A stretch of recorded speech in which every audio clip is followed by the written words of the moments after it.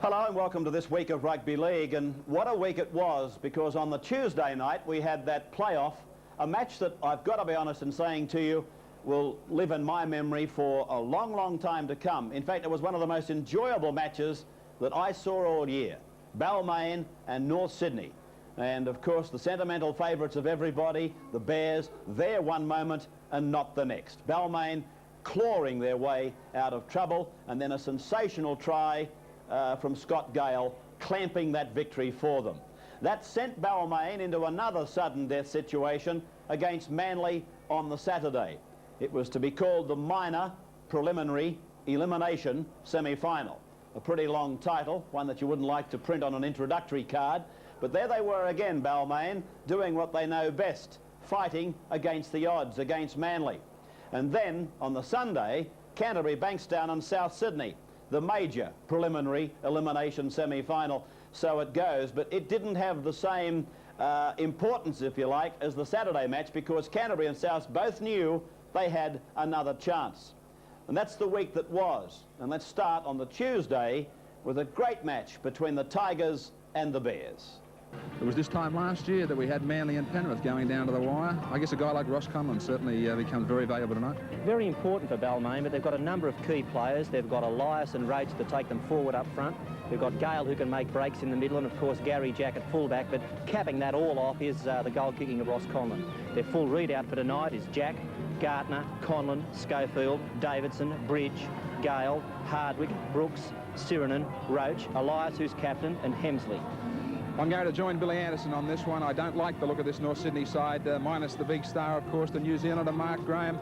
A lot of pressure on this North Sydney pack, especially the front rowers, McKinnon and Bella. Their full readout for this sudden death clash: Conlon, Kiss, French, Casey, Simons, Cannon, MacArthur, Smith, Jones, Martin, Bella, Teasdale and McKinnon.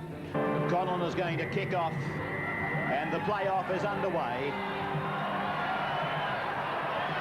Right down to Russell Gartner, and Gartner coming out towards the 10-metre line here at the famous Sydney Cricket Ground. David Brooks is listening to an interview with Chicker Norton on radio today, where he claimed Don McKinnon would quieten this man Hemsley and Roach. He said he'll take them on and he'll meet them, and don't be surprised if he beats them. Balmain kicking into a heavy pall of smoke that has come from the fireworks. In fact, the entire ground shrouded by the fallout of smoke. In fact, it's a good time to kick. This is Johnny MacArthur. He ran into a Brooks special.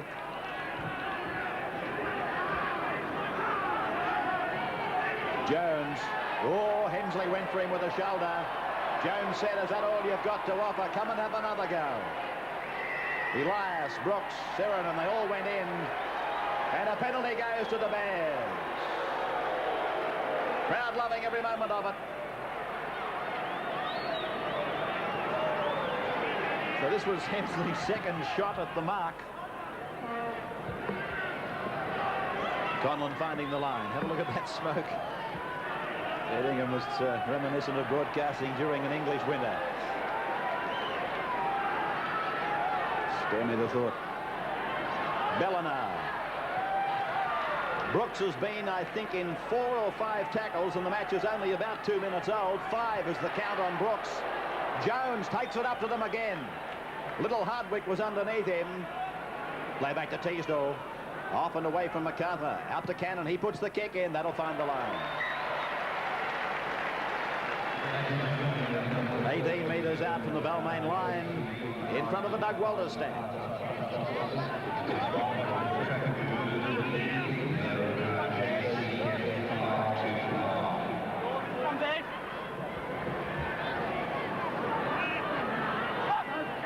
Scrum win for the Tigers. Gale.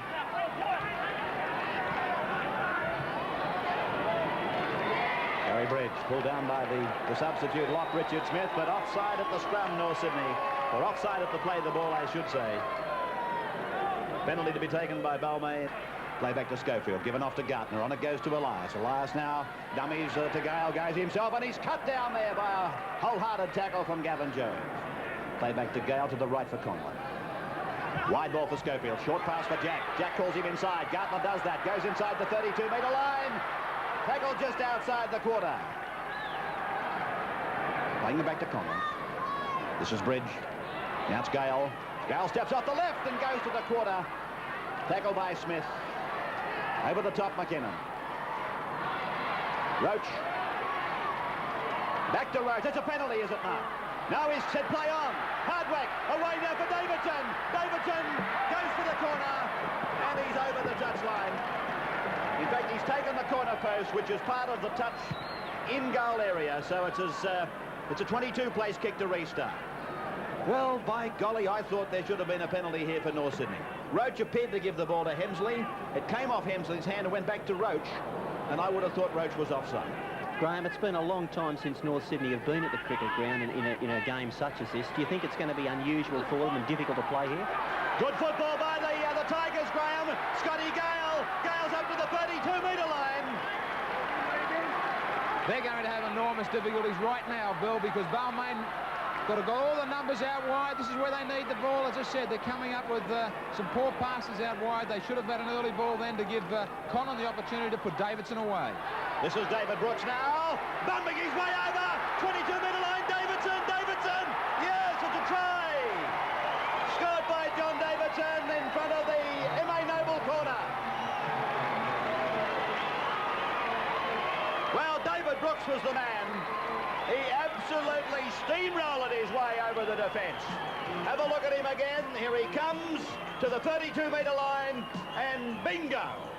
Straight over the top of Richard Smith, and John Davidson was sprinting down that touchline and goes into the corner in front of the Noble stand.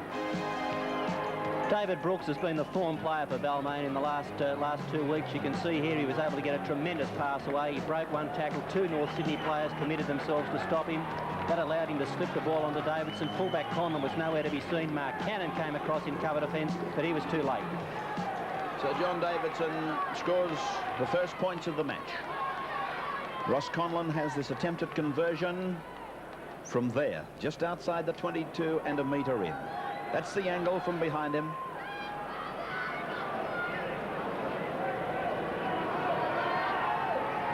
Off the bird, he's hooked it. No goal for Conlon. No change in the score. 4-0 in favour of the Tigers. John MacArthur has been checked out by, I would think, the club doctor. Could be some problems there with the neck area of John MacArthur. They win the scrum. The fullback comes in, Conlon, but again they're running across the ground, North Sydney. Here's Cannon now, wrapping it around the same way, but they're outnumbered out there. Well, what's happening, the Balmain defence is moving up very quickly out in the centres, and Mark Cannon's the man for North that's got to find some answers. He's been shut out. He's outside men. He can't get the ball to them. He's got to find some variety in his play. Now, you can beat that sort of tactic in defence if you've got the right tactics in attack. He can bring a man short off the outside. He can throw an inside pass, or he can kick in behind the defensive line as it comes up quick. So it's away now to MacArthur. That was knocked backwards, and Casey comes up with the ball, playing in the number 3 jumper. Gets to the 22. MacArthur! MacArthur! He's going to score! Yes, MacArthur scores for North Sydney! The Bears have gone in with the equaliser, and most definitely they will convert from right in front. Johnny MacArthur. Well, at one moment he was having his neck examined. Oh, that little pass there to Casey had a question mark on it. I didn't see that originally. But that was a great ball by Casey to MacArthur. He got away from Gary Jack. He kangaroo hopped out of it. And Johnny MacArthur, the former Magpie, scores for the Bears. Well, I don't know which is Steve Roach's bad shoulder, but he did miss the tackle here. You'll see here he had a chance to line Casey up, but he just couldn't hold him. Casey juggled the ball. He then beat Kerry Hemsley, the other prop forward. Got a good pass away to MacArthur. Now, Gary Jack was running a bad angle here. He was running backwards instead of forwards. That caused him to miss MacArthur, who used the fend, and John MacArthur's got plenty of pace. He comes round to improve his position. So there he is, the Johnny MacArthur from Western Suburbs, only 22. And Paul Conlon will take the attempt at conversion. 15 metres out. And this is just what Balmain didn't need. They didn't need to let North Sydney put their nose in front, because the Bears, well, they love wheeling and dealing. There's the conversion. North Sydney lead in the playoff by 6-4. It's now with Brooks, and Brooks is tackled 30 metres out from the North Sydney line. Ball played back to Elias. It comes on to Roach, and Roach looks for Hemsley, finds him, and Hemsley, oh, going in over the top was McKinnon, but Hemsley will play the ball. Back to Elias. He sweeps back to the blind, to Bridge, and then to Conlon. Conlon cuts them out. It came off a North Sydney hand. 6 more tackles when Hardwick picks it up. Hardwick goes back towards the 22, and Smith hangs on around the ankles. North Sydney under a lot of pressure here. They need a mistake. They need Balmain to make an error. Gary Bridge away from dummy half. Bumps off one, gets away from 2, beats a third, and he's pulled down by a bloke who was lying on the ground, Richard Smith. Elias pumps away at the blind side. It's Roach to Conlon. Conlon to Gardner. Gardner goes for the corner. He's pulled down 5 metres out from the line. Played back to Big Sheridan. Away to Conlon. Conlon decides to go himself. One-handed pass to Gardner. Swept across the back of the ruck to Brooks. Brooks is pulled down. No, he's not. Brooks goes for the line. And he's pulled down a metre out. Play in the Paddington Hill corner. Playing it back to Benny Elias. Big ball to Scott Gale. They came up quickly. He got the ball to Conlon. It came off Gale. And Norths have got it through Big Don McKinnon. That was the error they desperately needed. Big Don McKinnon was lying on the ground. He'd made a tackle. And now what they can't afford to do is to make one themselves. They've got the ball back here from that error. Oh, there's a great break by MacArthur. And it's gone on now. Out to Andrew Simons, who's tackled only a couple of metres into Balmain's territory. Martin Bella goes to dummy half. The Bears and the Tigers battling for the semi-finals. Away now for Martin. Martin tackled on the halfway line. Pulled down there by Steve Roach. And a couple of these big Balmain forwards. They're just, at the moment, slowly getting back to be 5 metres onside. Ball play there by Big McKinnon. This is Richard Smith. Short pass, and that's Gavin Jones.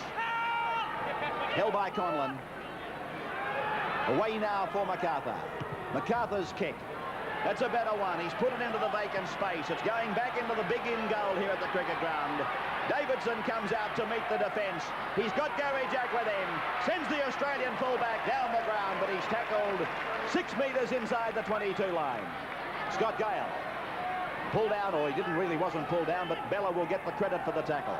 Schofield passes away for Bridge. And Bridge is tackled now by Martin, and put the number 10 for North Sydney down as doing plenty of work. Played by Bridge to Elias. Back to the blind side for Roach. And Roach shoulders off Martin, who goes in again with Casey and Bella. Roach didn't like the treatment Casey dealt out to him. Away it goes to Gale and on to Bridge. Over now to Schofield. Schofield goes away from Smith. Smith pursues him and pulls him down. Les Kiss badly out of position again. He's got to come up much more quickly. He's just holding back when Balmain spread the ball. One by Balmain, away to Bridge and on to Conlon. Conlon cuts out Scope, but Gary Jack has put himself into a hole, but what a great tackle by Conlon. The ball goes to the blind. Bridge turns it inside for Conlon to come back to the open. Back to Gary Jack. Gary Jack is a metre from the line. The Tigers throwing it on now, trailing 6-4. Gale, Schofield, intercepted by Conlon, but he's offside. Conlon offside at the play the ball.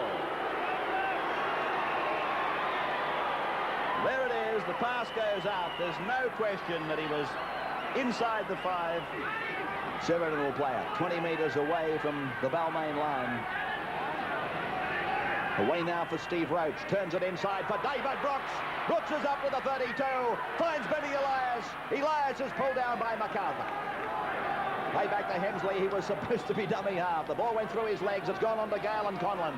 Conlon's running with the ball. Bridge goes inside. Cuts a path back towards the centre. Hemsley gives the ball to Benny Elias. He crosses the halfway. Finds Hemsley. Then it finds Gale. Gale's got a ring of defence around him. Gets the ball back for David Brooks, and he launches himself on the North Sydney defence. 5 tackles gone now for the Black and Golds. Away it comes for Benny Elias. He puts the kick in, and it's going to sit up nicely for Conlon. Conlon comes out to the 10-metre line. Chased by Elias, fends him off, beats Hardwick. But there again is an example of what I was talking about with Paul Conlon. he's not 100%. You didn't have to be a Rhodes Scholar to work that out. He was under that cloud, as I said early in the commentary. But as he fielded this ball, he didn't seem to put any pace at all into his work as he took it back. He was going crabwise, and in fact, he lost ground with the ball. 5 tackles gone for Balmain as the ball is kicked by Gale, but that's an ordinary kick, and Les Kiss comes back outside the 22. Pile on the pace, Les. Oh, he's got space he comes outside the 32. He goes away from Serenum. He's over the 40. He's over the half. He's gone 15 metres down into Balmain's territory. Les Kiss brings the North Sydney fans to their feet. Now they spin it wide. MacArthur's turned inside. Finds Casey now. Casey tackled by Hardwick. Play back to Kiss. Richard Smith. McKinnon. Teasels the dummy half. Smith again. Kiss. Kiss. Away from 2. Got the ball away for Teasdale. Teasdale tackled just outside the 22 line. And only 35 seconds of the first half remaining. They'll probably go for the air. It's a drop goal attempt by Cannon. It doesn't look bad. It's a goal. It's a drop goal for Mark Cannon. 7 points to 4 in favour of North Sydney. Mark Cannon politely putting it over. And there it is, 7-4 in favour of the North Sydney side.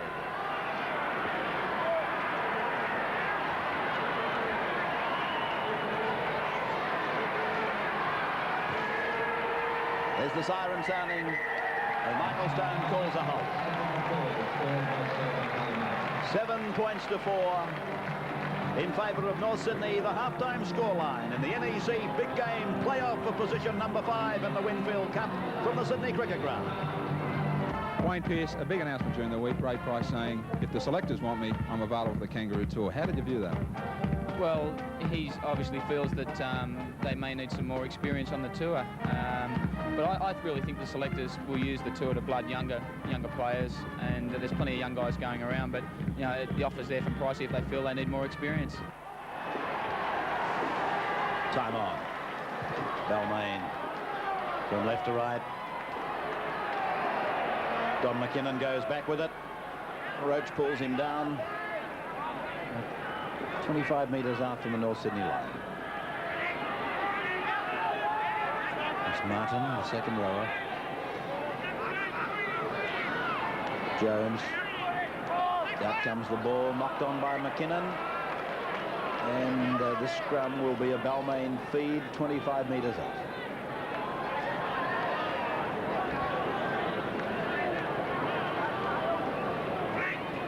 Tigers win it. Out to Bridge. Long pass to Schofield. Schofield tries to get away from Casey, but Casey's defence is pretty sound.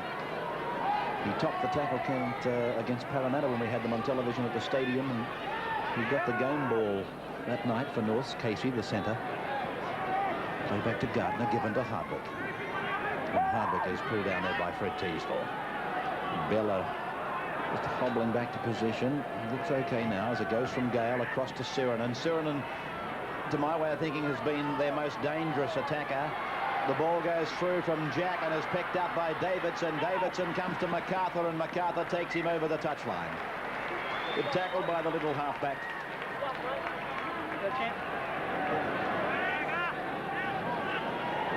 NEC replay. MacArthur, of course, has been used a lot as a fullback and a lot as a winger. Well, that was a very good covering tackle, the sort of tackle you'd expect to see from a player of his calibre in colour defence. He gave Davidson enough room to try to beat him on the outside, and when he did, he just cut him down and pushed him into touch. That'll be played by Smith, the lock, in 21. Now Bella tackled 5 metres inside the 22 line. North Sydney at the moment 38 minutes away from a semi-final appointment with Manly. This is Gary Jack. Scott Gale. The Tigers with the work to do. Gale did well. The ball goes to Schofield, and he's tackled by Casey. Players just outside the 22. Played back to Gardner, given to Gale, now to Roach. Roach comes to Martin. Bella goes in with Martin, and they pull the big fellow down. Elias Dummies, goes himself, but it's a penalty to Balmain. Right in front. Well, he's going right across the ground, but it is practically in front for Ross Conlon.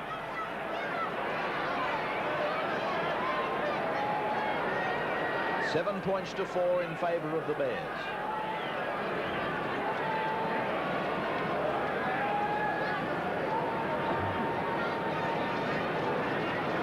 Conlon only about 15 metres out. None from 3. They've all been difficult shots, but he hasn't been kicking like the Ross Conlon we've grown to know.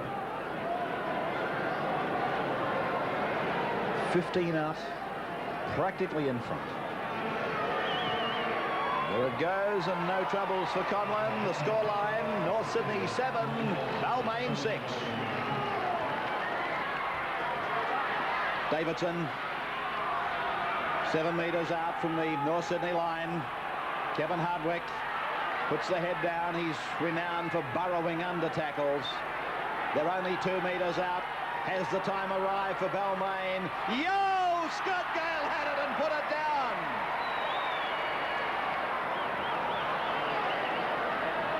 This was how close it was. Scott Gale had it, put it down, and it's coming out for a 22-place kick to restart. Even though this second half's only been going 8 minutes, I think the time's almost arrived when North Sydney coach Brian Norton's got to think about making some replacements. His team's making a lot of mistakes, and that's generally an indicator that they're tired. The centre, Casey, is having a finger that jumped out. The trainer and he are going through a fair bit of agony. As a matter of fact, I think the trainer's in more pain than Casey. Ooh. And he's up to near the halfway line. Play back to Martin, away from MacArthur. MacArthur goes himself. MacArthur! MacArthur! Still going. Gets the ball to Kiss. Kiss to the 22 line. Pulled down by Gary Jack. Played back to Richard Smith. Away to Cannon. On to Conlon. Conlon to Martin. Martin, can he get it away? Bella knocks on. Strum to go down on the Balmain 22 line. Replacement on for North Sydney is North Sydney with a replacement on in 17, Graham. Clayton Friend out there in 17. Just got keeping my eye on him now for Johnny MacArthur, the man that made that last break. Played back to Schofield, away now for Gale to Hardwick. Hardwick gets under Jones and he goes to the 22 line. And Jones is hurt. He's hurt that right forearm as Elias stands in a tackle. The ball to Gale, then to Bevan. Bevan's to the 10-metre line. They're gone here, North. I don't think they can hang on. They're 10 metres out. It's gone from Scott Gale back into Kevin Hardwick, and Hardwick is held by Conlon for one and by Kiss for another. Away for Benny Elias. He puts the drop goal over. Yes, it's a goal for Benny Elias. 7-0 between the Tigers and the Bears at the SCG. The drop goal by Benny Elias on the NEC replay. 7-7. What would that pay on footy tap? Well, Gavin Jones has done his right arm.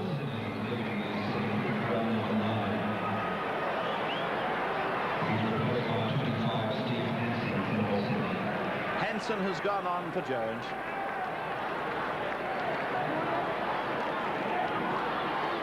Graham, I saw the touch judge talk to the trainer. Take us through it. Well, I think you'll find that he'll ask the North Sydney replacement. Martin Bella was the man, the information given to the touch judge. The touch judge ordered Bella to leave the field. North Sydney realised that Jones was in terrible trouble. The referee, as you can see, Mick Stone now saying to Martin Bella, "You're off." Well, Martin Bella has been told that he is the man replaced, so he has to go. Well, they're down now to 12 men, so they're going to have to get someone off the bench and on quickly. Conlon kicks off, and it's Scott Gale who'll bring it back, and he's out to the 10-metre line. I can only assume from what we just saw unfold that the North's captain for the night didn't step in there and crack the whip.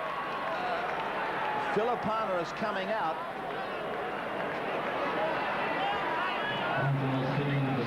Filipana has gone on. Sheridan plays the ball. Benny Elias over the halfway line. He finds support. Bevan gets the long ball away. Gardner takes it on the second bounce. Inside 22.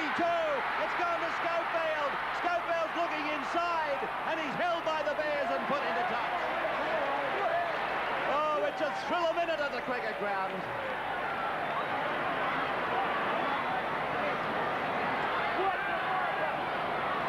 Benny Elias, he opened them up from dummy half. As the forwards become tired, it's more and more possible for players like Elias to make inroads. And this was Balmain letting the ball do the work. Cannon's gone to lock and Filipina has gone to 5/8. It's 7 points all in the playoff. Heavens above, I'm trying to think, I believe it was 78. When we had draw and draw and draw again. Martin, 32 metres away from the North Sydney line.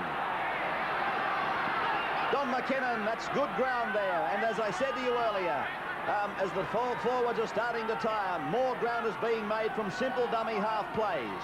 Away from Friend, it's gone to Casey. Now it's with Cannon. Cannon is tackled 10 metres on his side of the halfway. 5 tackles gone for the Bears. From Casey, he switches it back to Conlon. Conlon puts the kick in. Down it goes. Played at by Gary Jack. That is all onside now. And he's tackled by Richard Smith and by Clayton Friend.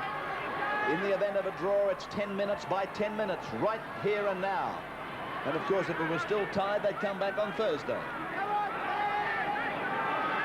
So the ball is played by John Davidson, and it's now with Scott Gale. He puts the little kick over. Regathers. Here's Gale. He kicks again. Gale. He's chasing hard. I think he'll do it. He did.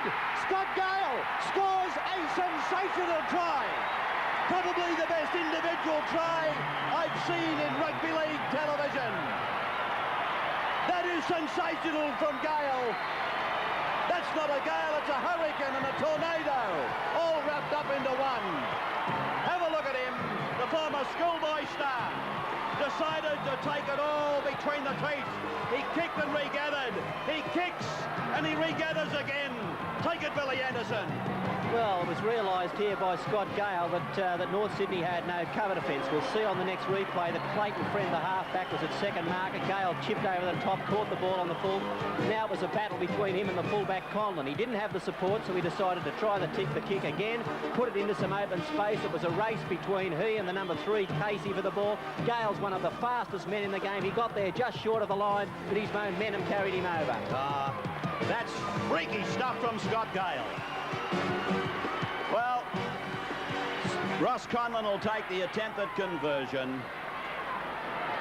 Sometimes you say things that you wish you could suck back, but by golly, I tell you what, I can't think of a more classical individual try that I've seen in broadcasting rugby league over 21 years.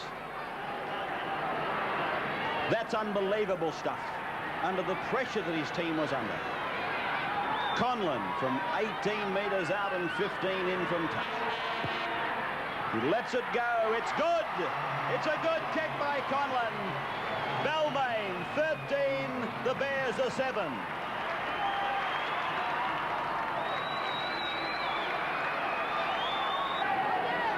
This is Gartner. Well, North are probably everybody's sentimental favourite, if there's such a way of describing them. As Benny Elias makes one of his burrowing runs to the... Oh, and he's been dropped heavily. Benny is hurt back down the ground as Gale is tackled by Martin. It was a very heavy tackle on Benny Elias. He's still on the ground. Steve Roach hits the ball up now. 9 metres out from the North Sydney line. The attention has gone out for Benny Elias. He looks okay. Gale, out it goes to Bevan. Bevan taken by Casey. Well, this man in the centres for North tonight has made a tremendous contribution. As it comes from Hemsley to the Benny Elias. He goes for the drop goal, the little bloke. I tell you what, there wasn't very much wrong with Benny Elias. Oh, that was a Lazarus from Elias. 14-7 in favour of the Tigers. Well, I can't quite believe that Benny Elias could recover as quickly as that. On the halfway line, it's come to Friend, and now it's with Hansen. Good strong run, not gaining much ground, but he went in with plenty of purpose, and it was Elias trying to take the front on tackle. From Friend, it's gone out now for Richard Smith. He gets between them. They're all very tired. There's got to be a penalty if they don't score a try. This is Martin. Martin now, well, he's ruled 5 tackles. Heavens above, I would have thought the Bears were entitled to a penalty for a player pulled back. Well, they are now. Ross Conlon was 15 metres offside. Now it's gone out for Hansen in 25. He kicks ahead. He kicks ahead. Bevan will get there first. Well, I was talking about one of the players supporting. Here goes the touch judge. There was a player supporting the man with the ball who was pulled back out of the play. Not on that particular play. That was just a replay of the kick by Hansen. This is Paul Sirenen. Out comes the ball, and here comes a penalty.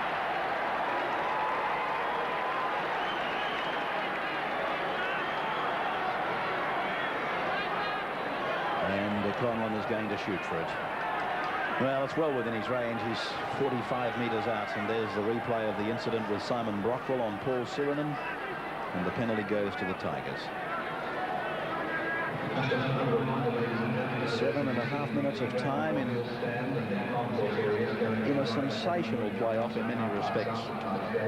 In my memory, it will always be the one in which Scott Gale scored one of the best solo tries that I've ever seen. 2 out of 5 for Conlon. But of course, all the drama that led up to it, Graham pulling out almost at the ground tonight. In fact, I'm sure that was the case with Mark Graham. And then the Bears in front and clinging on until they couldn't last any longer. Conlon's kick, it's coming around, and it's just, he's put his foot on the dead ball line. It'll be a line dropout. Bad luck for Conlon. Here he is. His feet might be just out of the camera's range. No, they weren't. Scoreline 14-7 in favour of the Tigers. And that's a very shallow dropout. And Sirenen, oh dear, this boy has come ahead in 1986. Roach has played strongly tonight, but my goodness, I think Sirenen has probably been the one that's caused more troubles to North from the point of view of Balmain forwards. Gale comes from open to blind and picks up Schofield. Schofield takes the ball to ground. Tackled by Hansen. Played back to Gartner. It's gone to Gale. Gale to Makito. Makito, he takes them on. It's on the 10-metre line out from the North Sydney goal line. Ball played back to Benny Elias. Now it's with Gale. The run around is on. Elias. Oh, flick pass for Gary Jack. Fancy stuff. 5 tackles gone for the Tigers. Benny Elias swings it back for Gale to go for the drop goal. And no goal for Gale. It'll come out to the 22 for the restart. As the final minutes of this one tick away, as Hemsley plays it, it's gone through 2 sets of hands to Conlon. Conlon comes back on an arc-like run inside the 22 line. And he's put down and tackled there by Kiss for 1, Brockwell for another, and Hansen a 3rd. 5 tackles gone.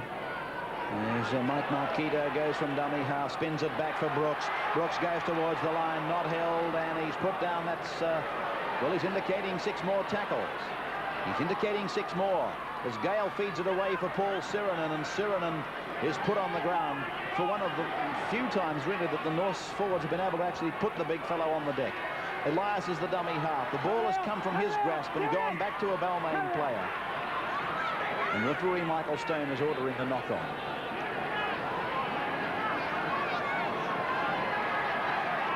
Here's Conlon getting a pass to Schofield. Schofield to Gardner. Gardner goes for the corner, but he's in the touch 2 metres out. Crowd of just over 10,000 here tonight. I think one has to say that they're in, keeping in mind the importance of the two matches, proves conclusively the more you take the game to the public, the more the public will respond. Now, Canterbury played Illawarra last night in a match that really had no bearing on anything, and it drew just in excess of 10,000. That's a case of taking the game to the public. Here tonight, a match with everything in the balance, and it's just exceeded 10,000, and the siren sounds the end of a very, very gutsy performance by Norths, and in turn a magnificent season for the Avco Bears. And then, of course, a tremendously talented performance from several of these Balmain players, with Scott Gale scoring that freakish try, Benny Elias leading by example. Balmain 14, North Sydney 7. Davidson and Gale the tries for Balmain. Conlon 2 goals, and Elias 2 drop goals for Balmain. And North's Johnny MacArthur, before replaced, had a tremendous game. Paul Conlon, courageous, kicked a goal, and Cannon, the 5/8, kicked a drop goal. Last Saturday, of course, was sudden death semi-final football, the first semi-final, in fact, in the race for the 1986 Winfield Cup. It was Balmain up against Manly Warringah at the Sydney Cricket Ground. Balmain backing up after that Tuesday night playoff, but evening things out just a touch, and just prior to the kick-off, Manly Warringah were to lose their star hooker for the clash, Malcolm Cochrane. Manly were fancy to take out the game, but no one could rule out the courage of the Balmain Tigers.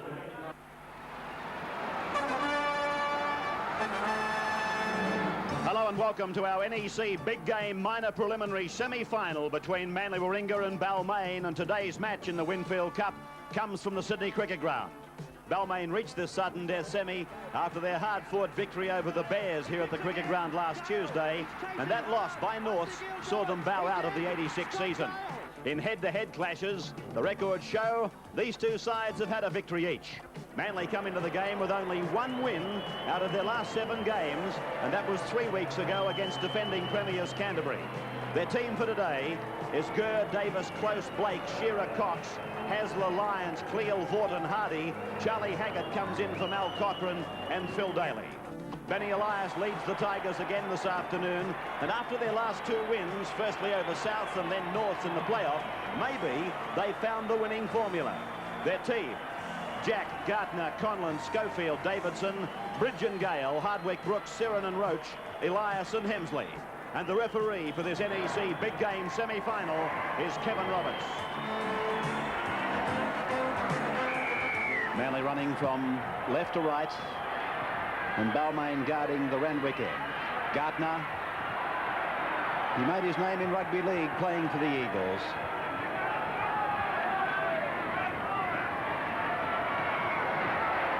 It's Paul Sirenen.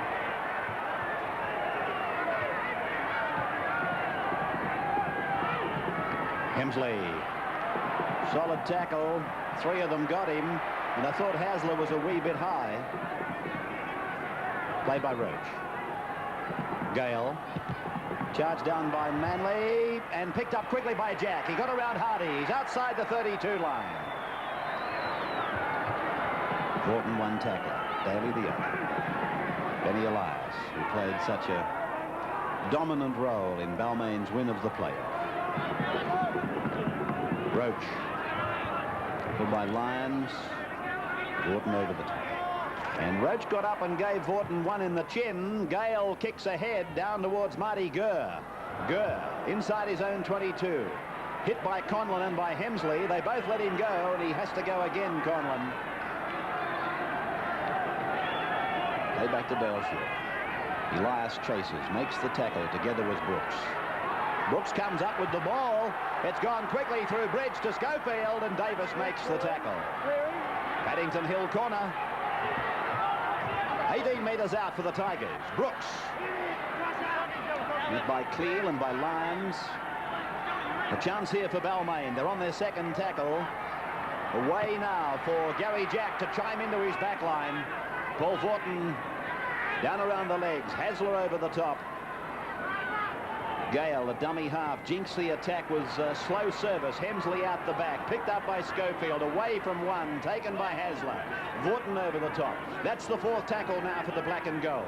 Opening minutes of the sudden death semi-final. Roach goes ahead towards the 10-metre line, and Hardy came over the top on tackle number 5. Cox was underneath. He's hurt himself, Mitchell Cox. Gale puts the kick back towards the blind side. Up they go, and Paul Vaughton stands his ground.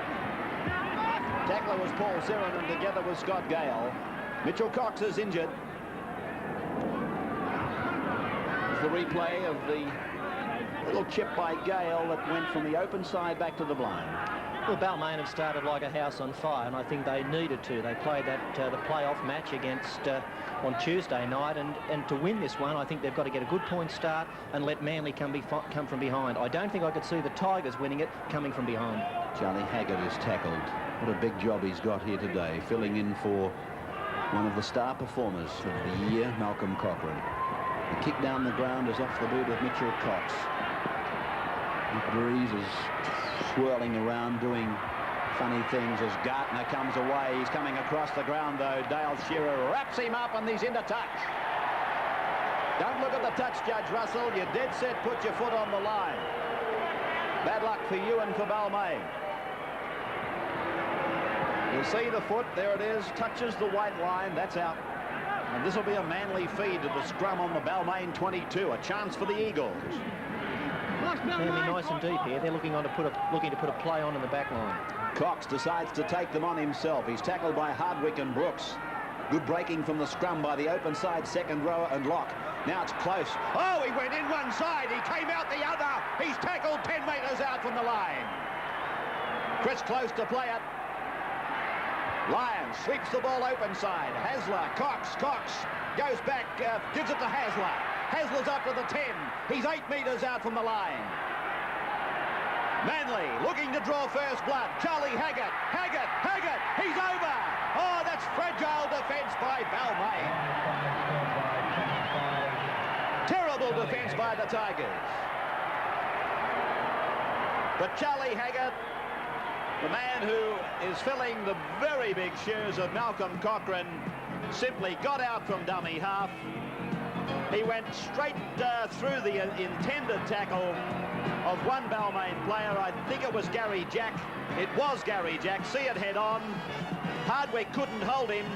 And there's the first points of the day. There are some important things to come out of this try by Manly. Haggart was a long way out, something like 8 metres, but there were no Balmain forwards formed up around the ruck area at all. It was left to the fullback, Gary Jack, to make that tackle. 24-year-old policeman making his first-grade debut in a sudden death semi-final. There are easier places to make your first appearance. Noel Cleal from 18 metres out, the new goal kicker for Manly. Almost in front. He keeps his head down, and he's got it. Well, there's a confidence booster both for Cleal and for Manly. And the scoreline, Manly 6, Balmain yet to score. Shearer plays it back to Gurr.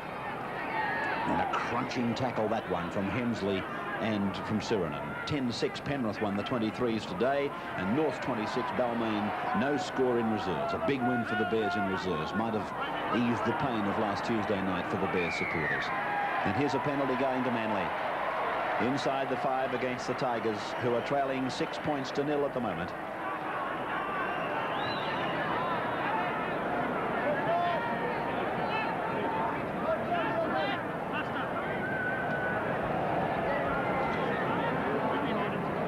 Incidentally, tickets still available for the grand final, the outer ground, and available, of course, through Mitchell's Bass.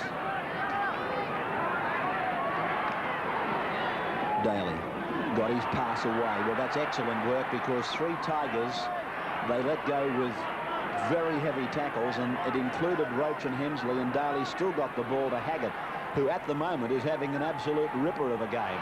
Lyons gets the ball away to Hasler. Hasler on to Cox. Cox finds an opening. He spurts through it, but now he's tackled. Gets his pass away to Lyons, and it's a high ball to Blake. Blake grubber kicks ahead. Here's a try for Manly. Yes, Dale Shearer. All so easy.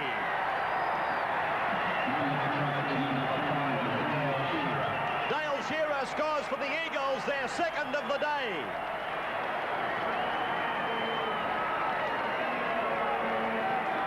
This is how it happened. Cliff Lyons got it away to Hasler to Cox. He got inside and between, and then he looked as though he was gone here, but somehow he got the ball out the back, and it was swept away for this man Phil Blake to put the grubber kick ahead. And Dale Shearer actually elbowed Blake out of the road. He said, "Excuse me, Phil, you've done your job. I'll take over now." Balmain are looking like a team that climbed their mountain on Tuesday night. The sure signs of a tired side are when they're missing tackles or when they're not going up in the defensive line, and that's what's happening to Balmain at the moment. Cox got that ball away from an impossible situation. It went back along the line. Blake realised he couldn't get a pass away. He kicked ahead, and Shearer raced through to fall on it for the 4 points. So Manly leading now by 12 points to 0 over Balmain in the sudden death semi-final of the Winfield Cup.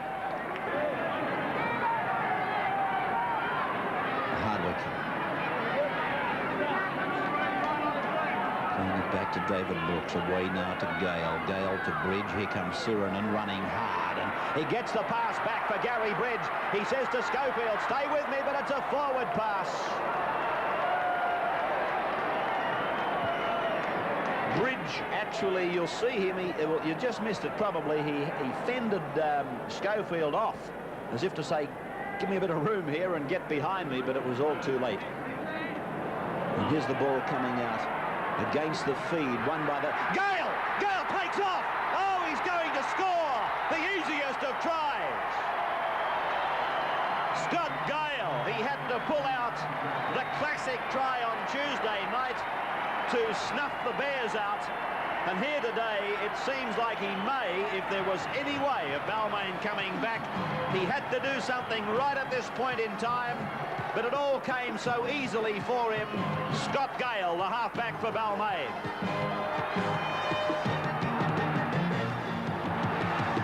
Scrums are probably one of the few situations in modern rugby league where players mark up one-on-one. Here we can see the fact that Des Hasler's carrying a groin injury. Scott Gale decided to take him on. He was able to beat Hasler for pace on the outside.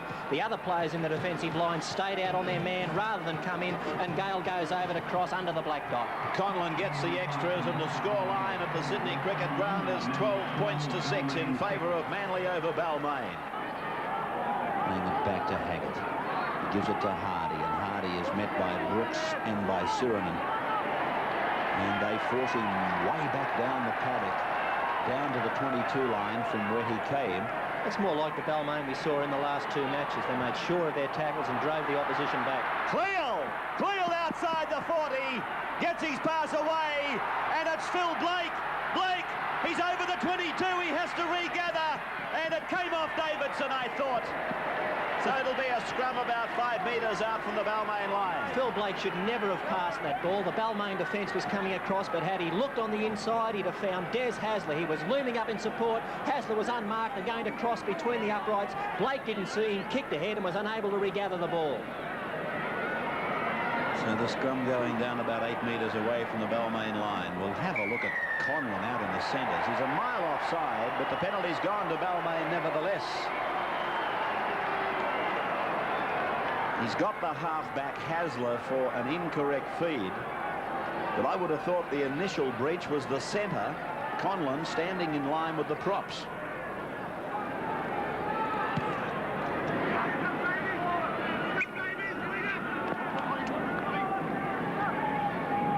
Davidson. Run by Davidson. He took it up very strongly. Benny Elias. It's the pass to Hemsley. Hemsley, oh, Daly came over the top with Hardy. Vaughton was underneath. It's Elias sweeping the ball out to Paul Sirenin. Sirenin has reached the halfway line, and I'm starting to think that this fellow is almost as special to make the kangaroo tour, Paul Sirenin. The more I see of him, it doesn't matter how big and how tough they are, he seems to be bigger and tougher than them. He's had an enormous second half of the season. Elias's kick finds touch deep inside Manly territory in the Paddington Hill corner. There's the scrums and penalties. 3-all the scrums, but there's been 1 against the feed, 1 by Balmain, and 4 to the penalties. In fact, in their most recent meeting at Leichhardt, there were 15 scrums went to Balmain and 8 to Manly. 1 against the feed to Balmain was the reading that day. The scrum down in the Paddington Hill corner, fed by Des Hasler, and it's out the same tunnel, and it's a penalty to Balmain. It's against Haggett, the hooker. It's against Haggett for getting down in the scrum. He packed him with a loose arm. And so Gary Bridge will find the line. Gale says, hang on a moment. I'll take this. Let's settle it down. So they'll probably take a couple of big forwards up, and then it'll centre very much, I would think, around Scott Gale. Bridge finding Conlon. Now it's Brooks. And they're only about 5 metres out from the line. Paul Vorton made the tackle on Brooks. The sweep is on back to the right when they want to use it. They hit the blind side. Roach, Davidson. Davidson is held there by both Daly and Blake. So it's Elias now, away to Gale, on to Bridge, and on to Conlon, back to Bridge. Bridge is able to get it back to Hemsley. Hemsley looks for support. It's back to Elias. Elias to Gale. Gale tries to go through an opening, but he's tackled and put down on the 4th, about 10 metres out from the Manly line. Benny Elias across the ground. Sirinen. Oh, this big man, this young giant, has gone over to score. Oh boy. Well, if you thought Balmain were opening up earlier in the day, Manly have certainly obliged in a similar manner. Have a look at this big man that only minutes ago I was talking about. In fact, I may have gone a bit heavy in suggesting a kangaroo tour, but he absolutely busted his way over the Manly defensive line, and that's the equaliser. It was a great ball by Benny Elias. He skipped out of dummy half, picked up Sirinen on the fly, and one can only ask the question now, has the tide turned? There it is again. He went straight through Cliffy Lyons. But look, I'm not being critical of Lyons. With this bloke motoring, Sirinen, I don't know what it would take to stop him. Conversion by Conlon, and as I suggested, that's the equaliser. 12 points all at the Sydney Cricket Ground. So the scrum is over. It's won by the Tigers. Bridge comes from open to blind, and he's tackled by Hasler and by Gurr. The dummy half is Davidson. He goes to the centre of the ground. Hasler wraps him up and pulls him down. And that's the second tackle for the Tigers as Benny Elias looks for Gale, gives it to him, runs around him, throws the dummy, goes himself. Benny Elias has scored. Little Benny Elias goes in to score the 3rd try for Balmain. Well, Tiger, as Mr. Nichols is down there encouraging the fans to scream at the top of their voices. Benny Elias, he took the run-around pass through the dummy, went through the defence, and in he went to score.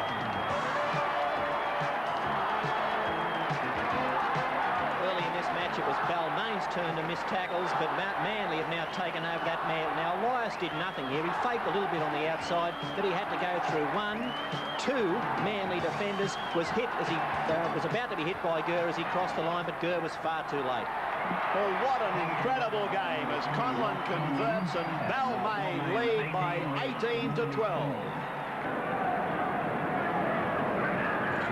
Scrum won by the Black and Golds. Away for Bridge. They switch the point of the attack as Conlon finds Davidson. Davidson's met by Shearer and by Hasler. And Conlon goes into ruck half inside the 22 to Bridge, who goes ahead and goes back into the forwards. Pulled down by Paul Vorton and Dale Shearer. The ball played back to Benny Elias. The run around is on and he dummies. Goes himself. Gale is very close to the line.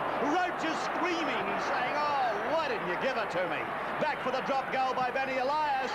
This time they will not deny him. Elias makes it 19 points to 12.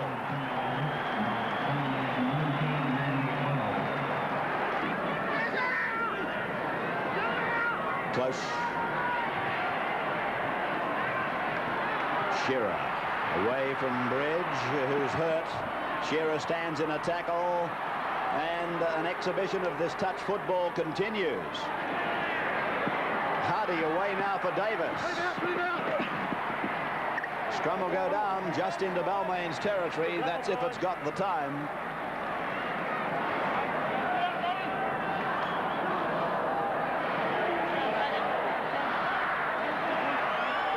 There's the siren. The first half is over. And what a crazy half of rugby league it was, with Balmain leading by 19 to 12. Here's Graham Hughes. What an incredible first half of football. I wouldn't like to be in the boots of any of these Manly forwards who really have thrown away that great start of 12-0 over the Tigers.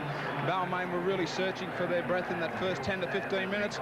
But as Ray said, this is now a game of touch football. I'm not about to suggest that the side that tackles best in this next 40 minutes is going to win this one, because I think the way it's opening up, whoever takes the opportunities is going to be the winner. And for mine at this stage, Balmain have certainly produced the motive to go on with it after half-time. Now, Paul Bevan has come on for Balmain. There he is, and he's taken the place of Kevin Hardwick. Bevan in 16. And there's the first half tackles. Manly were required to make 100, Balmain 75. It doesn't surprise me that Paul Vorton topped the Manly tackle count. Balmain, incidentally, held the ball for 63 tackles, Manly for 47. Here's the ball coming out the back door. Picked up by Elias. Given to Hemsley. Swept out the back for Conlon. And he goes back and dives on it on his own 32-metre line. Bevan, fresh man on. He's done some good things this year, Paul Bevan. Oh, that's obviously forward from Gale to Brooks. Scrum to go down just outside the Manly 22 line. Now for Balmain, number 16, Paul Bevan on the Sydney Cricket Ground, replacing Gary. Penalty to Manly. It's got Scott Gale for not retiring.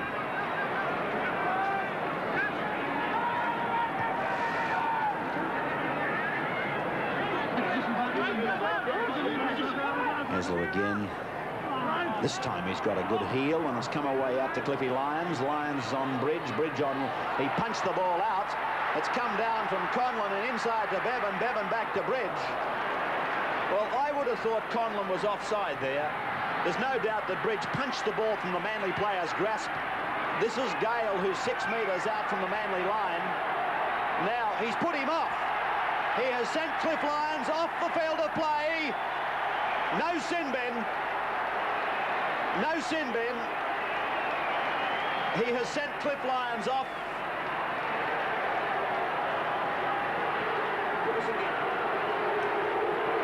The face on Cliffy Lyons tells the story. Oh, well, you know, I'm sorry if it sounds like I'm dirty on Lyons, but if you're going to throw knees in the game and you get sent off, well, you've just bought off your own, you've bought your penalty straight away.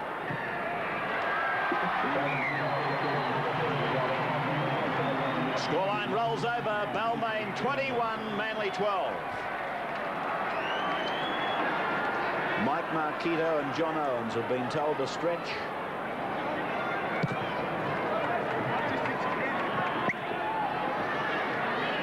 There they are doing the all-important exercises that all youngsters should really do before going into a game of sport.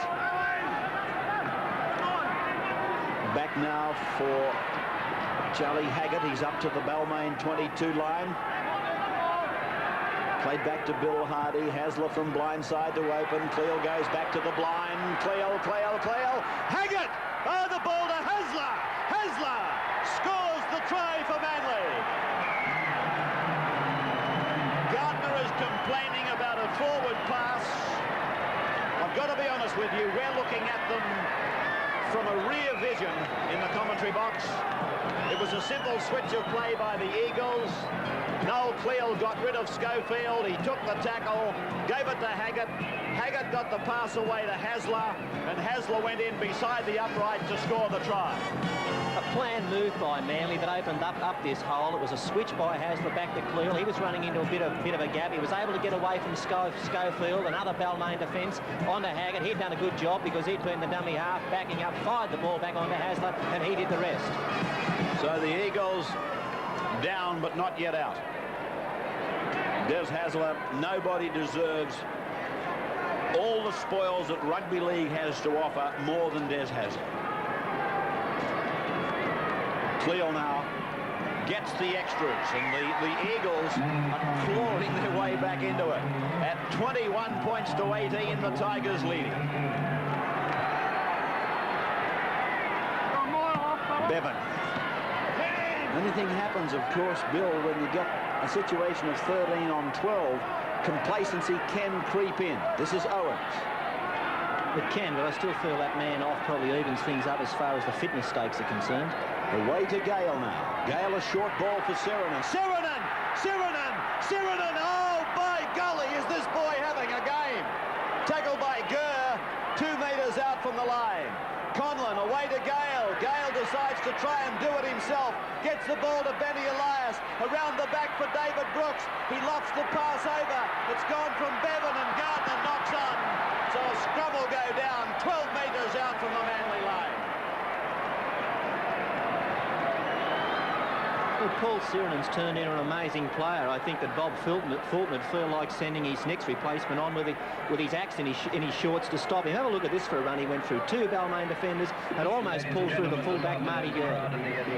17,597 people here at the cricket ground. A disappointing crowd, to say the very least, on this beautiful Saturday to see the sudden death semi. Hasler working the scrum. He'll go again here, Des. Yep, incorrect feed against Des Hasler. That's his 3rd offence. And Roberts will warn him here and say, once more, and I've got to put you in the bin. I reckon he's got to say that, Roberts, if he's going to protect his own credibility.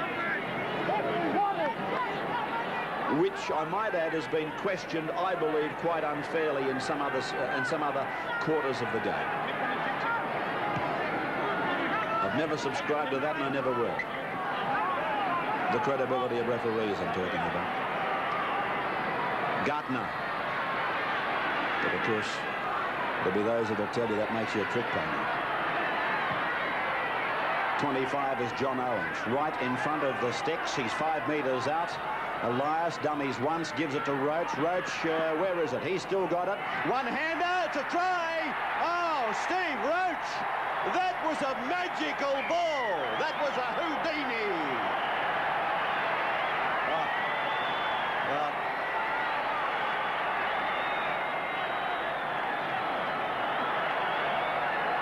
And then Steve Roach said, here it is here. Mr. Davidson, it's yours. And he flies it out. Look at it. Look at that, Bill. That's unbelievable stuff. I know they're a player down. You see here the value of a big man standing in a tackle. When Roach was able to prop himself, it meant that a couple of Balmain defenders had to come in to try to finish him off. Ronson was one of them. He was, of course, the winger who was marking Davidson. That left Davidson exposed. Long pass from Roach. There you have it. 25 points to 18.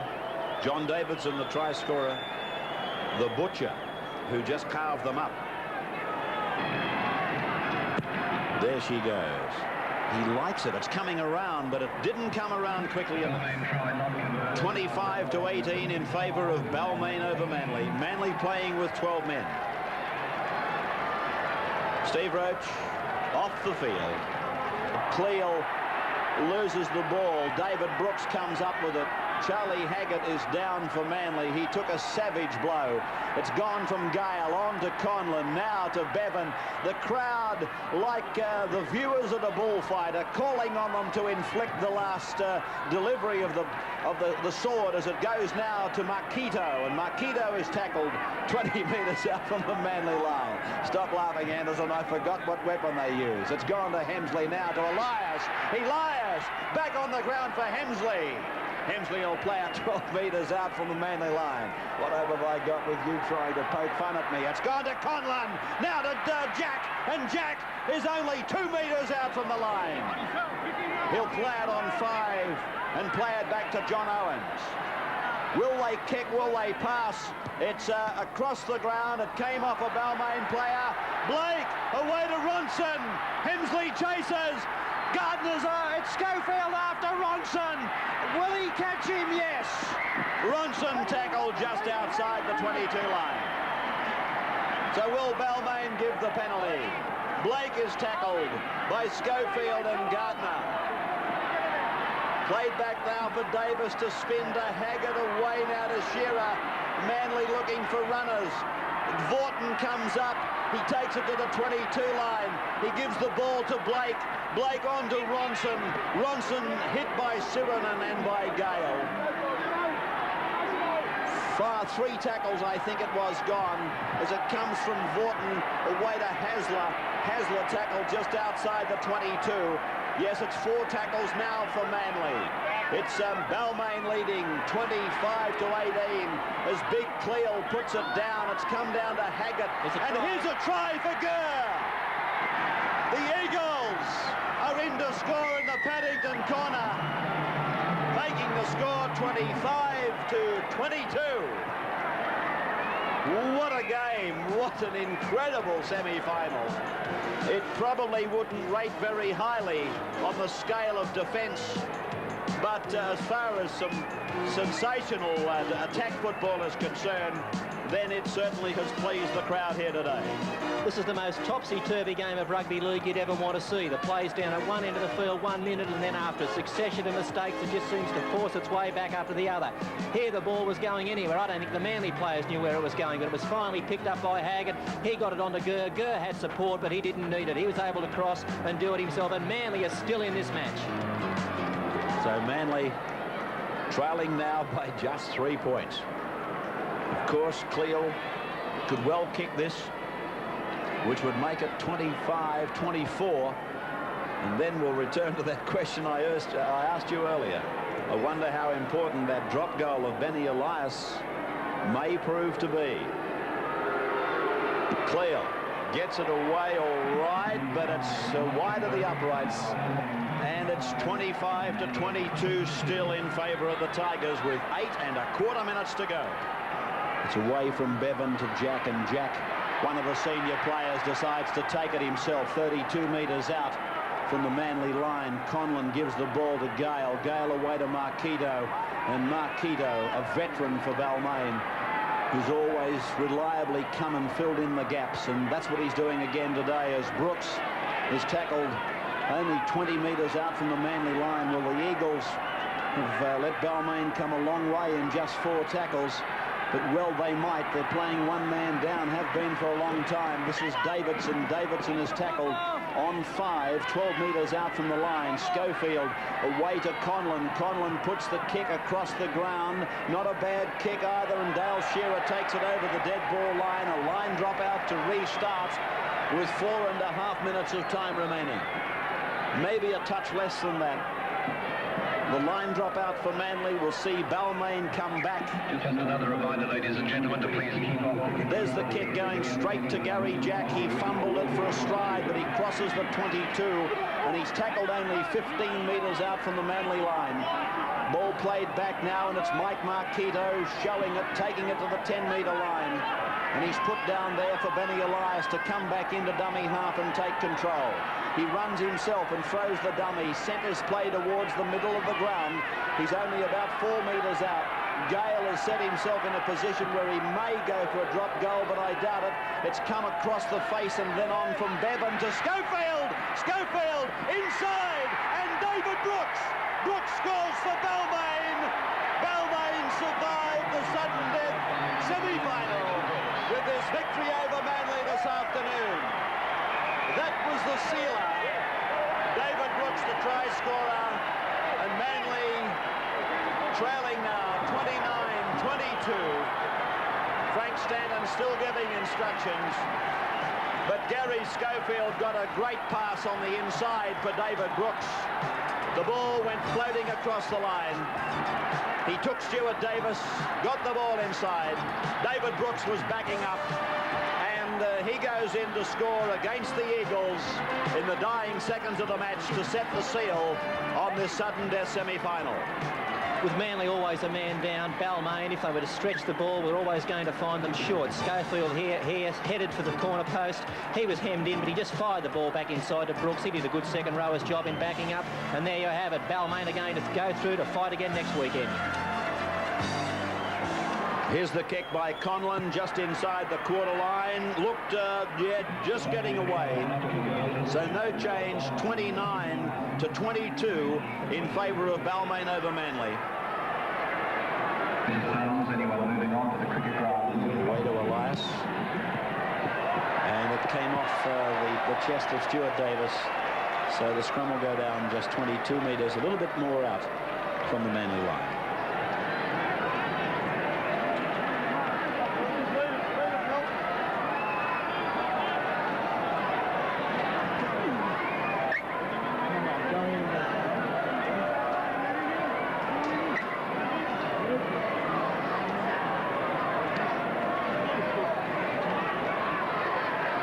Bevan, long ball out to Conlon. The centre Shearer came up very quickly to blot him out. Played by Conlon, and now going away with it is Schofield. Inside the 32-metre line, it's all over. The Tigers have won it. Balmain have taken it out. The playoff on Tuesday, and now the first of the sudden death semi-finals today. Balmain 29, Manly 22, and for Balmain, Gale, Sirinen, Elias, Davidson and Brooks scored the tries.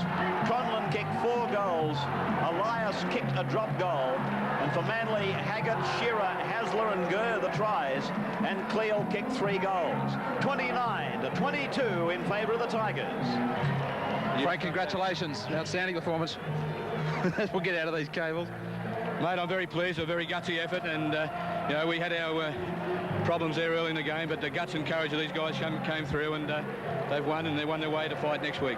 Some outstanding individual performances. Ben Elias, Scott Gale. Oh, Ben Elias and Scott Gale, superb. The sort of football that we were looking for from them early in the year, and they produced it when it mattered. Now they get a nice break, 7 days. I'd like to compliment our forwards also. I think they played tremendous football today. All right, Frank, congratulations to the Balmain. Thank you, Grant. On Sunday, the number 2 team in the Premiership, South Sydney, took on the number 3 team, Canterbury Bankstown. The winner of this clash would play minor Premier Parramatta, while the loser would have to front up against the Balmain Tigers. Thanks for joining us and welcome to our NEC Big Game Major Preliminary Semi-Final between Souths and Canterbury Bankstown. And today's match in the Winfield Cup again comes from the Sydney Cricket Ground.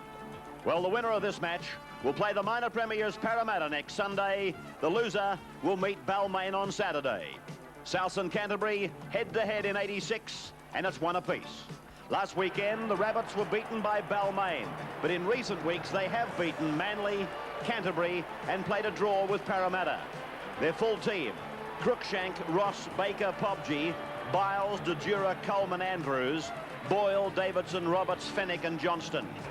Many people believe for the Bulldogs, this return to the Sydney Cricket Ground today will coincide with a successful march towards their 3rd straight premiership.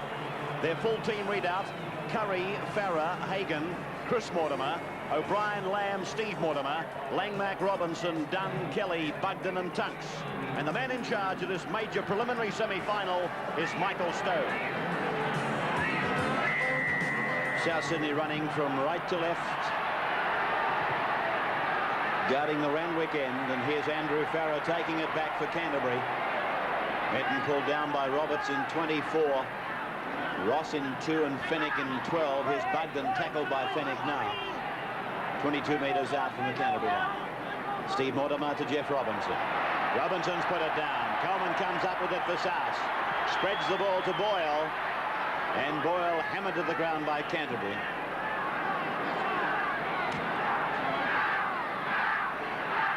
So South kicking off, indicating that Canterbury have elected to run into this wind, and here's a penalty going to South.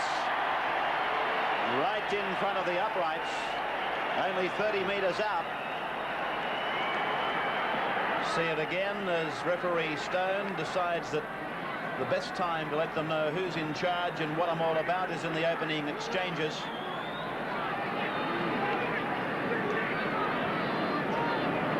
These three great Rabbitohs of the past, their current coach, George Piggins, John O'Neill, Lurch, and Ron Coote off to the right. Neil Baker, one of the game's best kickers. Former Canterbury player, he has missed it. Or that therein could do terrible damage to the Baker confidence. No score, South and Canterbury.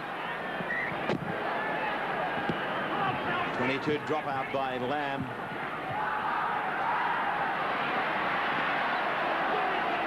And the instruction obviously was to use the wingers as much as possible, but that was almost crazy. Andrews waited for a good 3 seconds for Biles, and of course it gave Canterbury a heap of time to peg Souths back in their own half. Played by Davidson, away to the right for Bronco de Jura. That kick looks okay. O'Brien can't cover in time. That was a good kick by de Jura back down the blind side. Normally Souths have an alternative. It's Phil Gould on one side of the ruck to kick and Craig Coleman on the other as the option. With Gould out the day, obviously de Jura is the man that's going to fill that option role. Terry Lamb. Pegged by de Jura and also by Andrews. Paul Langmack on his own 32. Done. That's good heavy defence by South. Good legal stuff. Roberts, Boyle and Johnston. Kelly through to Chris Mortimer, on to Steve O'Brien. Biles and Coleman with Fennick make the tackle. And a penalty. He's caught Fennick. Let's have a look at it again. Biles is 5, Fennick is 12. Coleman in 7. So there it is. Fennick has got O'Brien by the hair and reefing at it.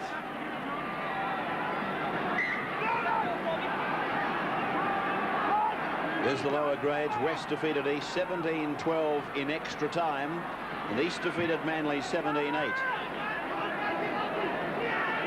I think the first player I saw on the end of hair pulling was probably the blonde-headed East's Russell Fairfax. Here's Bugden out from dummy half. 32 metres out from the South line. Steve Mortimer tackle. And a penalty to Canterbury. Against South for inside the 5.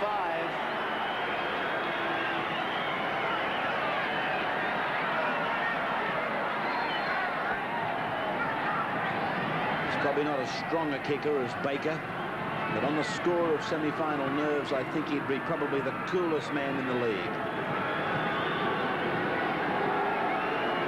Right knee strapped, left wrist and thumb strapped 22 metres out. It's a goal for Terry Lamb.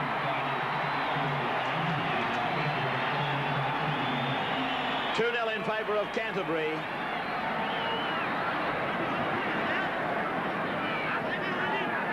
So Baker kicks off again with the breeze behind him, and that's a knock-on against Paul Langmack.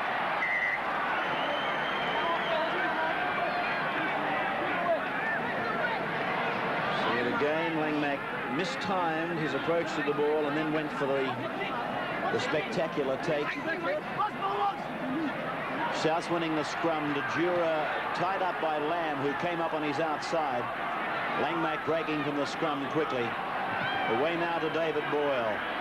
met by Kelly with Dunn and forced back to the 22 line. But it's very much South on the attack, trailing 2-0 as Andrews is picked off, and it's a penalty to South. Canterbury inside the 5. This is right in front and noticeably closer than Baker's previous unsuccessful attempt. It's Phil Gould with South Secretary and New South Wales League Director Terry Parker. Terry Lamb's goal just a few seconds ago made it 186 points for the season for him, being the season's leading point scorer anyway. Baker so far 165 for the year. I'll be shocked if Baker misses this one. I am.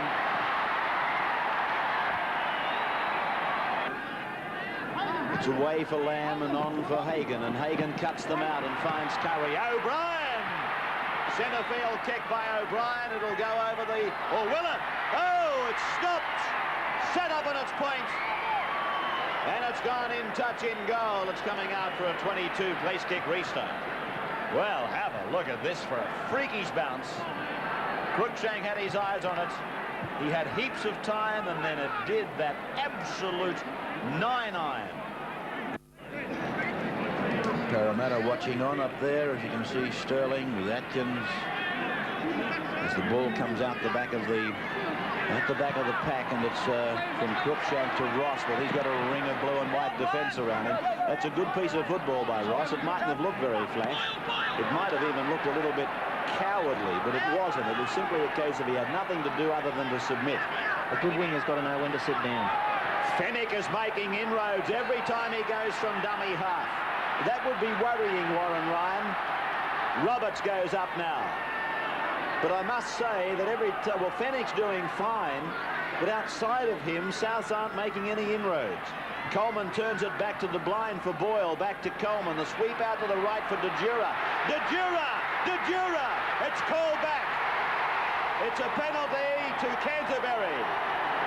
A Canterbury player was held out of the play by a South Sydney player. De Jura was going in to score. Let's see it again. As the ball went blindside for Boyle back to Coleman. Here's De Jura. He takes off. Was Lindsay Johnson the player in question? Well, what did he think he was going to gain by pulling the bloke out of it? The bloke wouldn't have caught De Jura with a Rolls Royce tied to his rear. And he's cost him 6 points. Well, Graham Hughes. Well, that was a silly piece of football. 6 points it's cost him, and the man himself, Lindsay Johnson, was probably very, very lucky. If Michael Stone really felt that that player was going to stop Jadura, and I'm with you, Ray, I didn't think he was, Johnson's lucky that he's probably not leaving South Sydney with 12 men as well. A little visit to the sin bin, yes. Here's Bugden, turning defence into attack. Right up inside the South 22. Well, if this is a close one and you're looking for one of your turning points or whatever you like to call it, here's Curry! Curry! Farrah's on the inside. It's play on for 6 more. Farrah to play it. Well, he's over the line and held up. It's got to be a 5-metre scrum now. I doubt this ruling for the simple reason that Farrah looked like he was tackled a metre from the line. Now, either he was forced over the line when told to play it, or he's trying to improve his ground. I would have been inclined to think that Canterbury should have got a penalty right there.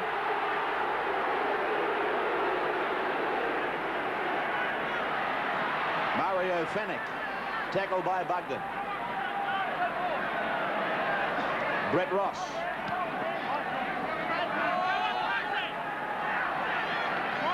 Johnston. 5 tackles gone. The chase from Marker is on from Mortimer on Baker. Baker's kick's not bad. It's between the fullback and the winger, back inside the Canterbury 22. O'Brien. Just 2 points to nil in favour of Canterbury, but keep in mind that Souths are running with the breeze. And these are stupid things that Souths are doing. I just saw Roberts strike for the ball in the play of the ball. It wasn't a rake, it was a kick. All he's done is restarted the tackle count, and Canterbury are now on, I think, their second tackle, and they've reached the halfway. Kelly.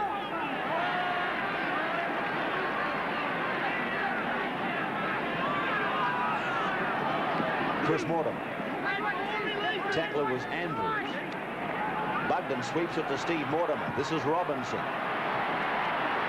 Baker and DeJura with Roberts make the tackle.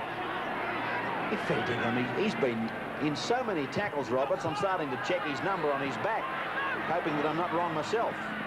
Cruikshank. Well, David, where are you going? Ah, he's realised that Canterbury were inside the 5. He's actually brought the penalty with a cagey little piece of football. What's Roberts up to now? Tackle-wise. Mr. Stats. 20.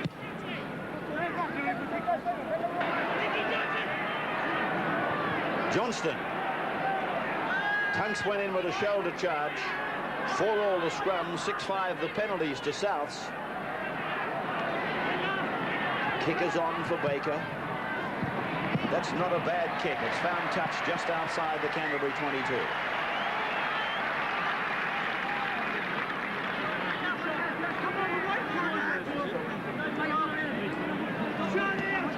Let's take a match comment. Here's Grant. Well, we've already seen some 21 minutes gone in this, or 31 minutes gone in this first half, and South Sydney with the breeze at their backs. They've only just started in the last 5 minutes to kick properly. They've found the line on that occasion, and just prior to that, Neil Baker starting at last to make Tony Curry run to the ball instead of presenting him with an easy kick. But got my doubts with Canterbury Bankstown going to turn around, and I think they've got their game in order a lot better than South Sydney. Aside from Mario Fennick, no real troubles in the in attack for Canterbury Bankstown. And as I said, Canterbury Bankstown, these forwards will certainly like to roll with the breeze at their backs in the second 40. Robinson played just short of the halfway from Bugden to Steve Mortimer, Terry Lamb, and cuts out Chris Mortimer, picks up Michael Hagan. He's tackled from behind by Bronco DeJura, but only after he'd made a good run. Play back to Chris Mortimer. He goes to the open side. He puts in the left foot kick. It's going down, and it'll be picked up by South Sydney's Baker. He'll be trapped in goal, I think. He has to pass. He picks up Les Biles. Biles comes to Kelly, and Kelly is tackled inside, or Kelly makes the tackle inside the South 22. Cruikshank comes up to take a run out. Ooh, that was dangerous stuff from South. Davidson. Souths need every bit of his power today, Davidson. Roberts, Boyle. That's better stuff, really, from South. Just those few plays, they really went ahead. Baker now. Took a look. Put it down in between the fullback Curry, the ball coiling back to Curry. Oh, through. 12 metres from the halfway.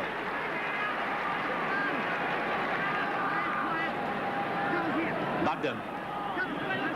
Tackle by Fennick. Steve Mortimer. Langman. And that coming back in and meeting the defence of Mario Fennick and Michael Andrews. And Max slowly to his feet. Steve Mortimer. Kick from him is going down and bouncing fairly sweetly for Cruikshank. I'm going to use the adjective fairly, because as it turned out it wasn't. Well, Cruikshank is proving very elusive. That's a magnificent run by the young fullback. That's a great run by young Cruikshank. Coleman, Boyle.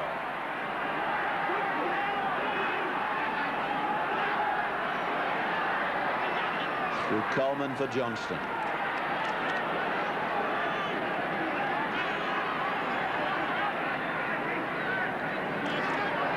Fennick again. Bronco DeJura. Play right on the halfway. Coleman. Baker. Away now for Pobges. Tackled inside the touchline.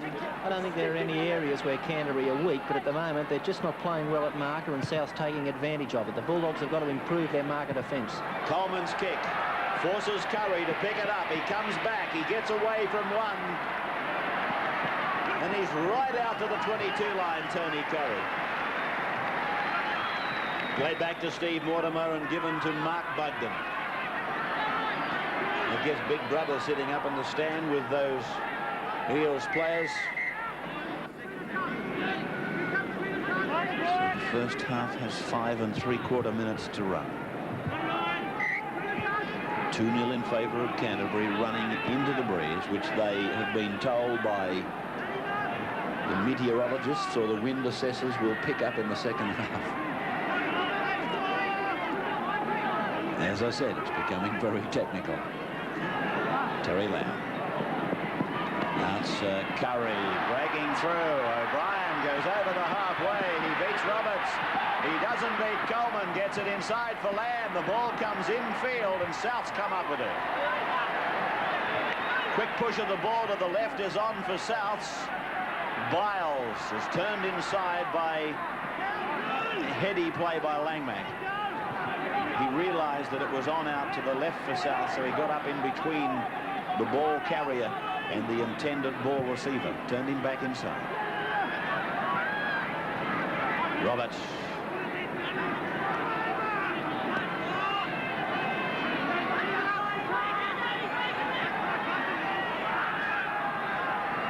Davidson.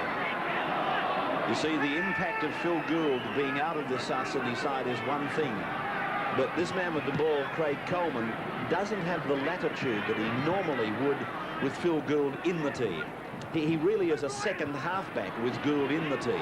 Well, what the opposition has to do if Gould is in the side is they've got 2 men to mark. Whatever they'll play, South will play Coleman one side of the ruck and Gould the other. But now it's obvious whatever side of the play the ball Coleman is, that's the side the play's going. Tunks. Tackled by Bronco de Jure. Talking of Gould, I said to him before the match, what do you think? And he said, I think they're special, the Rabbits. Langmack, I suppose he had to say that, though. Chris Mortimer. Steve Mortimer. Now it's done. Well, they know they got the breeze at their back, South. And Canterbury leading 2-0, but I guess with South, the longer they hang in, the better the chance they become. And that kick by Mortimer finds the line just 8 metres away from the South's line with 3.5 minutes of time remaining in the first half. As the NEC replay.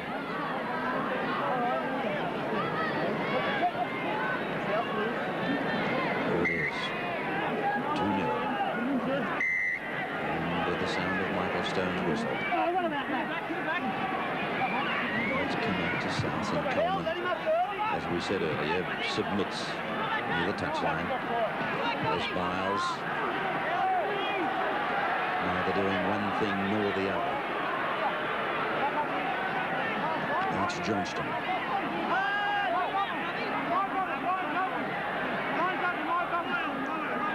With South, I always get the impression you've got to get about them and whack a score on the board against them. While they can see you, while you stood in their sights, they'll just pull out that courage, that raw South Sydney courage, and they can build on that. Their confidence builds on it. As Baker kicks, but it's gone straight to Curry, who's had a busy afternoon, and what he's done well. Tackler was Brett Ross. Now it's Hagan and Farrer working it. Farrer's with the ball. Oh, shoulder charge by Boyle. Saw Farrer go to the ground. Langmack.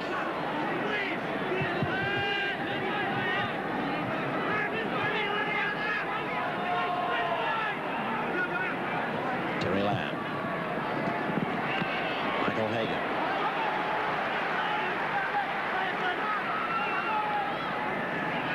Steve O'Brien.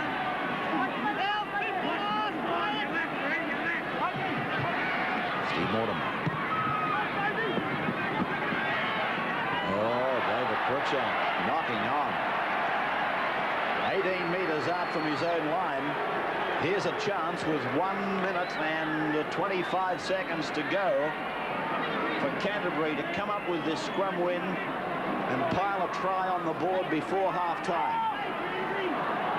Can they do it? Won by the Dogs. A dummy by Hagan. He's gone back inside.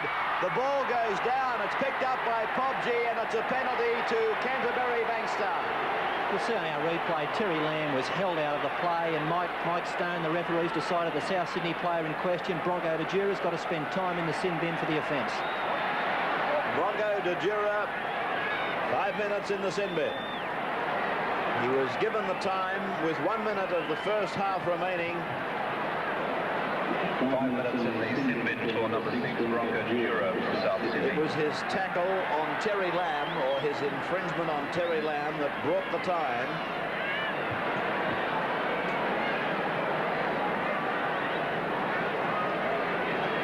Bronco has gone back to the sin bin, probably believing, I hope for his sake, his confidence sake, that he thinks he's given 2 to save 6.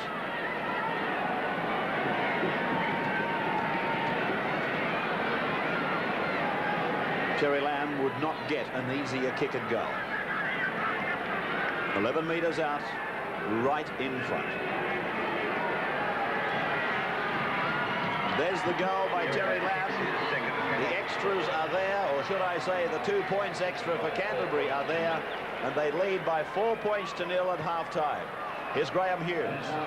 I just wonder if we're going to take a leaf out of the book from yesterday. Balmain won the toss. They decided in that first half to run into a breeze against Manly Warringah, and they came up trumps. Canterbury have tried to do likewise today. They lead now on the scoreboard 4-0 over South.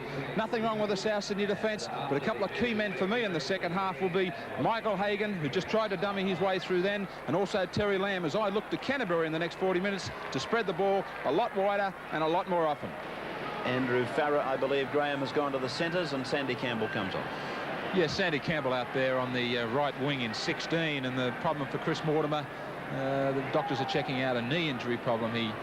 Two or three times Canterbury Bankstown went wide, and he just couldn't get with the wingers himself. It might be a bit of a real headache for them over the next fortnight or so. So the breeze behind Canterbury in this second half. And taken on the foot there by Michael Andrews. And Biles comes out to the 22. As the tackle counts, Souths have had to make 133 to Canterbury's 94. Roberts 27 and Boyle 26. That's a very, very high individual count for both those players. Baker. And that first receiver to take that kick. And it's Michael Hagan for Canterbury who'll play the ball just a few metres on his side of the halfway. Campbell.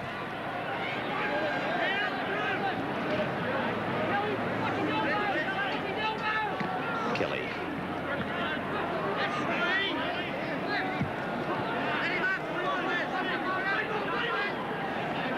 Mortimer. Lamb. Hagan. Short pass for Curry. Curry's gone down to the 32. Picks up Andrew Farrer. The ball goes inside. It has been kicked through by Souths, but the referee is ordering a knock-on. He was playing the advantage to Souths. He's taken it back for a knock-on against Canterbury, and the touch judge comes in now. Now this could be to do with Mario Fennick.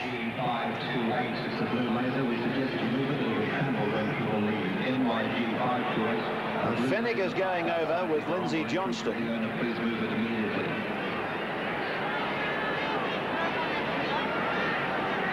I thought it might have been something that Fennick did in the back play that involved he and Peter Kelly. But Lindsay Johnston is the man there with Fennick. I'm pretty sure that it concerns him more than the captain, whose right it is to listen in to what was going on. This is Coleman out. Canterbury just starting to open up now in the last few minutes of the first half, and what we've seen early in this second half, their backs have had plenty of the ball. They obviously feel that if they're going to win this game, that they can beat South Sydney out wide. Fennick away from dummy half, gaining a few metres. Taking it out from their own 22. At this stage, let's take you to your sideline. Here's Graham Hughes with David Gillespie. Dave, that left hand, the work action, how are you placed now? What's the story from the doctors? No, well, they let me out for the day just to watch the football. I've got to go back in the night and possibly have it operated on Tuesday to take it off below the first joint. Well, that's unfortunate for you, but is that any advantage, any way for you as regards to possibly playing? Probably be an advantage, mate, to get rid of it, because it's as it is, it's only dead as it is now, you know. And as soon as I get it off, it'll heal quicker, and then I'll be on my way back to recovery. Does that help David Gillespie with regards to, say, a possible kangaroo tour? Oh, no worries, mate. As I said, as soon as I get it off and it starts to get mend, it'll only a matter of weeks before I'm right, I hope. This must be a bonus for Canterbury. They decided to run into the breeze, and yet they've been able to turn around with a 4-0 lead.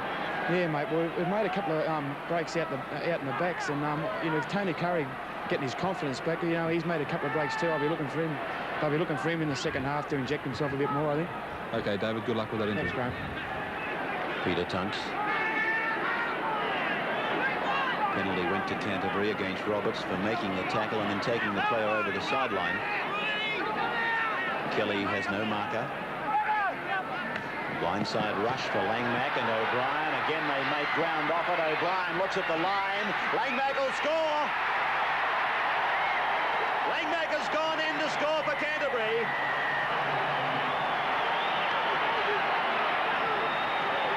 Well, it's a play that Canterbury use so often.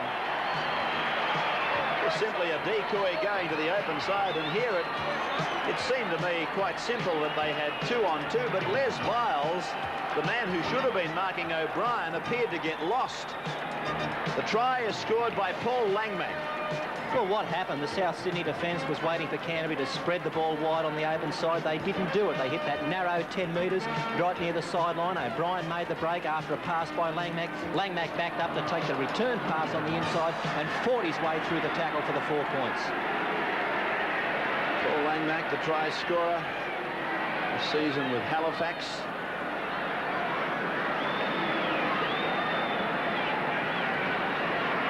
$8-0 to Canterbury Bankstown. The kick looks okay off the boot, and it's a great kick by Terry Lamb from the touchline. Canterbury 10, South yet to score.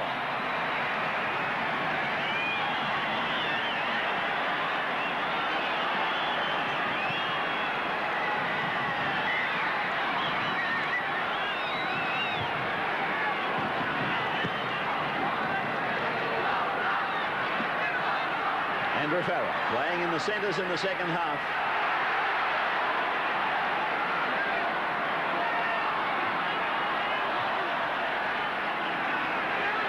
Steve Mortimer. Tackler was Coleman. Lamb. Hagan. Picked up by Pobji for South. This is a very important part of the match for South Sydney. Canterbury just starting to look as if they're getting away from the Rabbitohs. South have got to now settle down, concentrate, get their game in order, and if possible, get points on the board as quickly as they can to restore confidence. David Boyle. DeJure.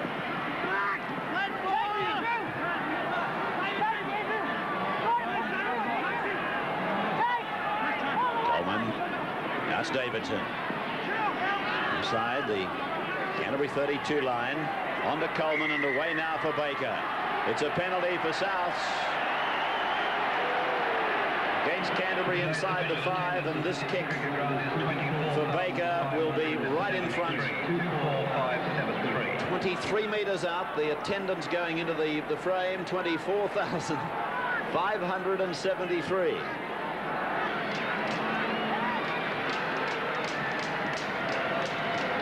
Right in front, 22 out for Baker. He's had 2 similar kicks, and this time he's got it. Well, he absolutely needed that. That was essential. Coleman. Baker. Boyle. Oh, that's Andrews, I beg your pardon. Galloping into some space. He's 12 metres into Canterbury's territory. Coleman. through Pobji to Dejura. Dejura, 20 metres out from the line. Pulled down by O'Brien. That indicates how desperate Canterbury were. Now it's Coleman, intercepted by O'Brien. Shades of 84. And O'Brien intercepts. Steve Folks in 14. Back from that groin operation that put that fairly huge punctuation mark in his season. Tunks to play it. He restarted the count. This is the second. Langmack. Oh, that's punishing stuff from Boyle and Andrews. Andrews coming off it, not second best, but third best. Still on his haunches. Bugden. 5 gone for Canterbury. Lamb. Kick will be fielded down near the goal line by Cruikshank. Farah and Kelly tidying up. Brett Ross. Kelly the tackler. Davidson. Fennick. They're 30 metres out from their line.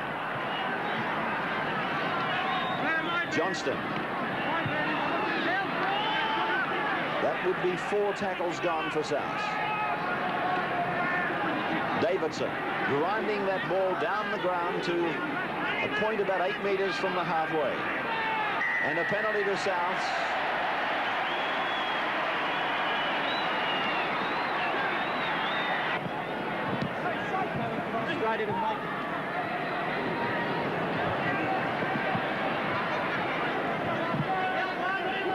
Hagan to play it. Bring it back to Steve Mortimer. This is Steve Folks.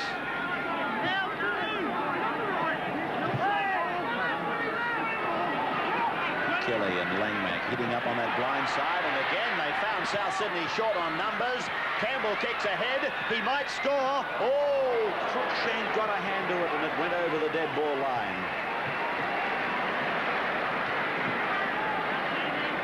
Well, every time Canterbury stack this blind side, it seems to me that they're outnumbering Souths on every occasion. Well, Souths are flirting with danger, Ray. What they're doing is they're playing their 2 centres together on the open side, which is leaving their 5'8" to fill in on the blind. Now, if he's not concentrating and not alert, Canterbury are going to make yards there every time. The drop kick comes down fairly shallow, and Farah goes charging back towards the South 22 line. Now, you've got the situation at the moment back on that blind side. You've got the 2 South Sydney front rowers holding. So if Canterbury can play the ball quickly now and fire the ball back there, they're going to make yardage again. They come the same way again, and Tunks will play it 15 metres away from the South line.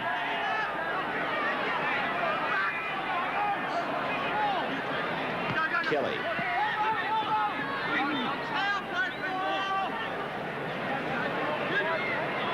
Now they're set to the right, Canterbury. Mortimer. Lamb. The kick across by Lamb. Brett Ross read it. He might make the field of play. It's going to take plenty of work. No, it's a line dropout. The Canterbury have got South by the scruff of their neck down there. Well rehearsed, well executed. It just so happened that this man was the sole survivor for South, Brett Ross. Well, that sort of tactics a very Canterbury-like display. They've got South Sydney pinned down in their own quarter, and it would be unlike Canterbury to let them out. Dunn goes back, and he gets it out the back to Curry and on to Steve Mortimer as we take a match comment from Graham Hughes. Well, the last 2 or 3 minutes have really underlined the basic difference between the 2 teams. South Sydney winning possession too often. They're letting players like Les Davidson, Lindsay Johnston, David Ball take the ball up with no support. Look at Canterbury. There's Kelly, and right off his hip, another forward. Yes, and they seem to hunt in unison. Kelly and Langmack, they're always together. as the ball is turned inside for Curry. He'll play the ball back to Paul Dunn. They're 12 metres out from the South line, and they hit the blind side again. Langmack grubber kicks ahead, and it's been let go by Bronco de Jura. So Souths can breathe easy just for a moment.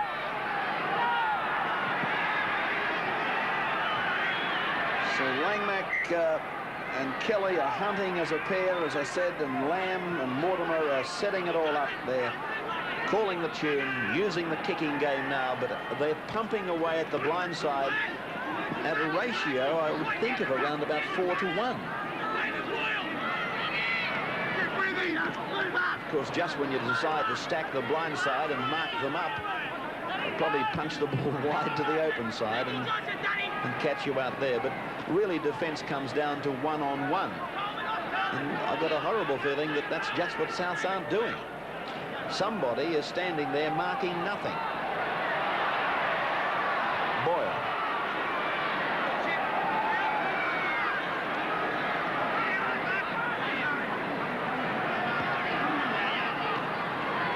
Baker's kick, driven down towards the scoreboard corner and finding it. Well, Souths, for the first time in what seems an age, have got some hope. They probably won't come out with the football after the scrum, but at least they're down in Canterbury's territory. They're trailing 10-2.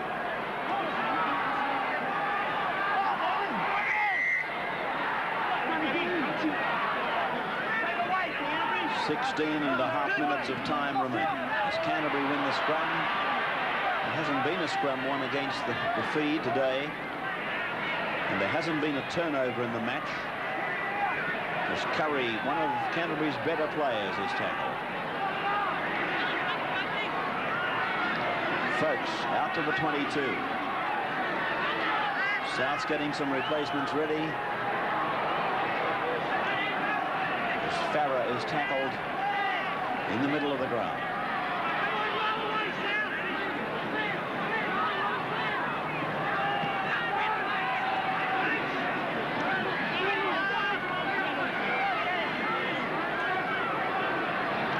.75 the handling errors. Canterbury play on, and it is play on, and Hagan gets it away to O'Brien. O'Brien gets around the fullback and he brushes off Baker, and O'Brien goes in to score for the Bulldogs.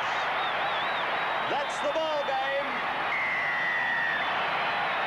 14 points to 2. So the kick by Lamb was knocked down. Hagan came up with it, gave it immediately to O'Brien. He beat David Cruikshank. He fended off Neil Baker. And from there it was just simply a case of running and putting the ball down. We saw Canterbury score a try similar to this on Monday night. A good effort by South Sydney to charge the ball down, but then they had no one back to cover it up. It was picked up by Hagan onto O'Brien. I thought he'd go on with it himself here, O'Brien, when he'd beaten the fullback, but the cover defence was able to pick him up. He looked inside after he'd beaten the cover defence, didn't need any further support, and did the job on his own. He's a very fine finisher, this fellow, Steve O'Brien. 22 is Paul Roberts. Highly rated. Baker's off, so is Andrews. Now, what changes have been made, Graham? Neil Baker's off. On in 18 is Mark Ross. Michael Andrews is off. On is Wayne Chisholm in 23. And Lindsay Johnson has left the field. And out there in 22 is Paul Roberts.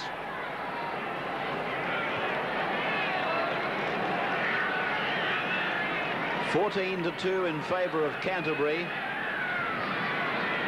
14 minutes of time remaining, and Lamb from 8 metres in from touch. That looked better off the boot, no worries. Put the score on the board. Canterbury 16 leads South Sydney 2. Well, tomorrow night, of course, the Rugby League will announce at their glamour function the Rothmans Medal, the Player of the Year. And I guess with just under 5 to go, we're entitled to ask. I can't ask Graham because he's the man from Winfield who's put it together, but who's your forecast for the Rothmans?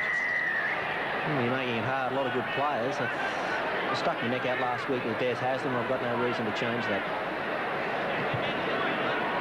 Well, I'll stay with Sterling.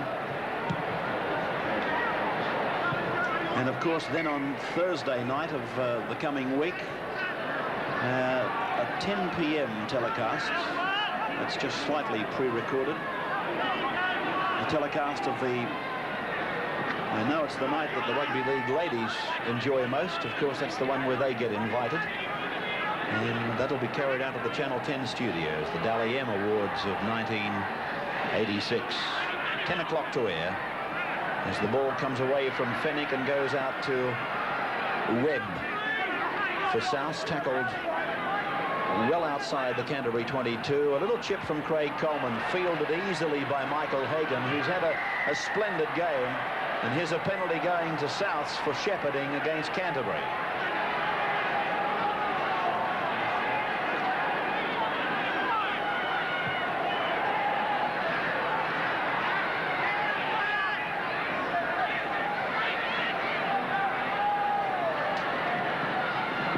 This is Paul Roberts.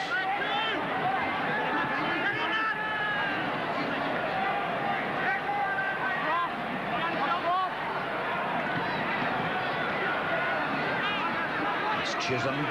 There's the siren. A match that in the first half was very, very tight has seen Canterbury unfold their attacking weapons in the second half and defeat a rather disappointing South Sydney, I think, to be kind to them. 16 points to 2. Langmack and O'Brien scored tries. Lamb kicked 4 goals. Baker kicked 1 penalty goal. 16 to 2 in favour of Canterbury over Souths. The Dogs will play the Eels. The Rabbits will meet the Tigers next weekend. Steve, the side seemed to find its feet out at the SCG again. Yeah, much improved performance, Graham. There's a long way to go, but we're very proud of the boys today, very proud of them. The forwards certainly put it together. They certainly did, Graham. I think we've still got a lot to do too to improve to beat Parramatta, but that's on next week. We'll celebrate the night and we'll get our nose to the grinding stone tomorrow. Yeah, and I spoke to Terry Lamb when he came off. The side has always seemed to have that confidence against the Eels, haven't they? Well, yeah, they're a great side, but there's a lot of football in this competition yet, and we'll do our best. We respect them almighty, actually. Between 6 and 7:30 on Saturday, Balmain and Souths, and then on Sunday, Canterbury and Parramatta. Of course, if the match does go longer in the event of a draw at full time, we'll be staying with it. That's all we've got for you this week. I hope you enjoyed it. Balmain Norths, Balmain and Manly, and finally Canterbury and Souths. That's the way it was in the greatest game of all, and we'll do it all again next week with more of the semi-finals leading up to the all-important grand final of the 1986 Winfield Cup on September 28. I'm Ray Warren. Bye for now.